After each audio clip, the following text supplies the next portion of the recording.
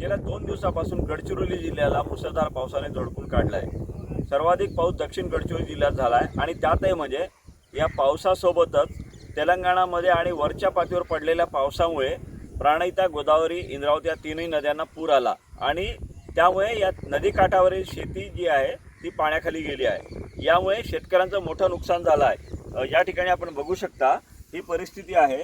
हा जो आसरल्ली लगतचा जो शेत आहे या ठिकाणी गोदावरीचं पाणी आलं होतं आणि गोदावरी नदीच्या पुरामुळे या शेतामध्ये कशी ही वाळू आपण बघू शकता साचलेली आहे। म्हणजे आता हा या ठिकाणी शेतकऱ्याने धान पिकासाठी हे जे परे टाकले होते ते मातीमोल झाल्याचं आपल्याला दिसून पडत आहे। ही परिस्थिती आपल्याला तिथपर्यंत दिसून पडते।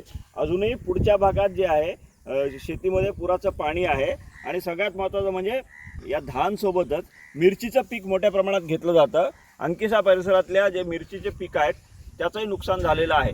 आता या ठिकाणी पंचनामा करण्यासाठी प्रशासनाने तयारी सुरू केलेली आहे। मात्र सरकारी मदत जी आहे ती तातडीने शेतकऱ्यांना मिळाली पाहिजे अशी शेतकऱ्यांची अपेक्षा आहे। मुख्य म्हणजे आपण जर बघितलं तर या भागासोबतच कोरची कुरखेडा परिसरात सुद्धा अतिवृष्टीमुळे आणि पुरामुळे शेतीचं नुकसान झालेलं आहे। त्यामुळे हे जे पूर परिस्थिती आहे 2 दिवसातली त्याचा संपूर्ण पंचनामा करून शेतकऱ्यांना मदत मिळणं आवश्यक आहे।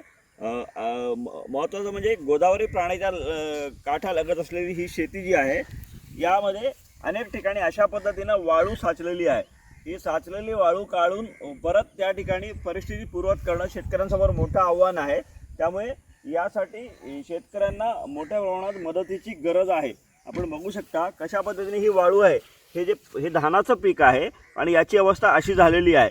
त्यामुळं म्हणजे धानासाठी टाकलेले जे परे होते आता ही परिस्थिती जी आहे या परिस्थितीतून सावरण्यासाठी शेतकऱ्याला प्रशासनाने किंवा सरकारने आर्थिक मदत देणं आवश्यक आहे। महेश तिवारी, न्यूज 18 लोकमत, गडचिरोली।